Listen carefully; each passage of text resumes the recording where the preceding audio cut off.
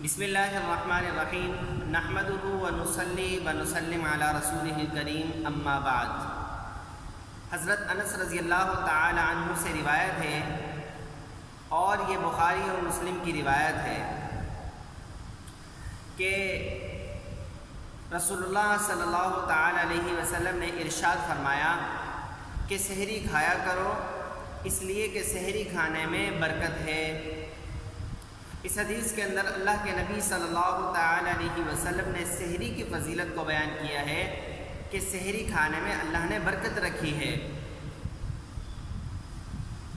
اب اس کے اندر فضیلت یہ بیان کی کہ سحری کھانے میں برکت ہے، اس کا کیا مطلب ہے؟ اس کا مطلب یہ ہے کہ سحری کے وقت اٹھ کر تھوڑا بہت کھا لینا چاہیے، تھوڑی بہت سحری کر لینی چاہیے، اگرچہ تھوڑی ہی کریں لیکن کر لینی چاہیے، اس لیے کہ اللہ کے نبی نے فرمایا کہ اس وقت کھانے میں برکت ہے۔ اور جو شخص سحری کھا کر پھر روزہ رکھتا ہے تو دن بھر قوت اور توانائی اس کے جسم میں رہتی ہے، اور جب دن بھر قوت اور توانائی اور چستی اس کے جسم میں رہتی ہے تو اس کا روزہ بہترین گزر جاتا ہے۔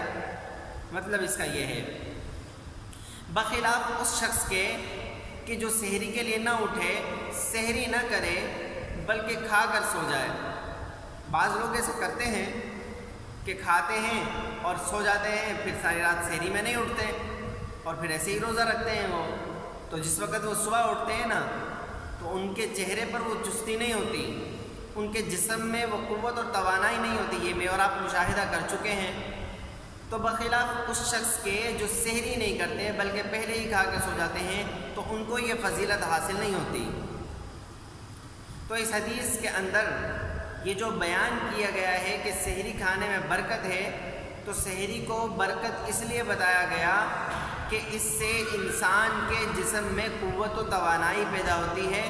اور یہ سحری اس کے دن بھر کے روزے کے لیے ایک مددگار بن جاتی ہے، اور یہ سحری کھانا اس کے جسم کو طاقت دے دیتا ہے جس سے اس کا روزہ دن بھر اچھا گزر جاتا ہے۔ تو اسی لیے تو میرے نبی کی سنتوں کے اندر ایک حکمت ہے، برکت ہے۔ جب ہم ان سنتوں پر عمل کریں گے، سحری کھانا تو ویسے ہی بہت بڑی فضیلت کی چیز ہے، اور پھر سحری کے اندر اٹھنا، اس کی جو برکات ہیں وہ سمیٹنا، یہ بہت بڑی بات ہے، اور آج کل کے نوجوان اکثر اس چیز سے محروم رہتے ہیں۔ وہ لوگ سحری کھانے کو کچھ نہیں سمجھتے، تو اللہ کے نبی کی سنت سمجھ کے اور میرے نبی کا یہ فرمان کہ سحری کھانے میں برکت ہے، اس کو سامنے رکھتے ہوئے وہ روزہ رکھیں اور سحری کریں، جس سے ان کے دن بھر کا روزہ اچھا گزر جائے گا۔ حضرت عمر بن عاص رضی اللہ تعالی عنہ سے روایت ہے کہ جناب رسول کریم صلی اللہ تعالی علیہ وسلم نے ارشاد فرمایا کہ ہمارے اور اہل کتاب کے روزوں کے درمیان سحری کھانے کا فرق ہے۔ یہ مسلم شریف کی روایت ہے۔ اللہ کے نبی صلی اللہ تعالی علیہ وسلم نے اس حدیث کے اندر بھی سحری کی فضیلت کو بیان کیا ہے کہ ہمارے اور اہل کتاب کے روزوں کے درمیان سحری کھانے کا فرق ہے۔ اہل کتاب کا جو مذہب تھا، اہل کتاب یعنی یہود و نصارہ، ان سے مراد یہود و نصارہ ہیں اہل کتاب سے، تو یہود و نصارہ ان کے مذہب میں سونے سے پہلے کھانا تھا، اور سونے کے بعد ان کے ہاں کھانا حرام تھا، اور ہمارے مذہب میں سونے کے بعد کھانا ہے، اور ان کے یہاں سونے سے پہلے کھانا تھا، اور وہ سونے کے بعد کھانا کھانا ان کے لیے حرام تھا، اور ان کا روزہ سونے کے ساتھ ہی شروع ہو جاتا تھا، اس لیے وہ پہلے کھایا کرتے تھے۔ تو اللہ کے نبی نے یہ فرمایا کہ ہمارے روزوں کے درمیان اور اہل کتاب کے روزوں کے درمیان سحری کھانے کا فرق ہے۔ تو اس سے ان لوگوں کو بھی جو نا تنبیہ ہو جاتی ہے جو سحری نہیں کھاتے بلکہ پہلے ہی سو جاتے ہیں، تو انہیں بھی تنبیہ ہو جاتی ہے کہ اللہ کے نبی نے فرما دیا کہ فرق کریں، تو فرق اس طرح ہوگا کہ سحری کھاؤ۔ اور ہمیں تو چونکہ کئی سارے موقعوں پر، کئی ساری جگہوں پر یہود و نصارہ کی مخالفت کا حکم ہے، تو مخالفت ایسے تو صادر نہیں ہوگی، ایسے تو واضح نہیں ہوگی مخالفت اسی میں ہے کہ ہم لوگ سونے کے بعد سحری کریں، تو یہ دوسری حدیث ہے جو سحری کے بارے میں اللہ کے نبی نے فرمائی کہ سحری یہ ہمارے اور یہود و نصارہ کے روزوں کے درمیان فرق ہے،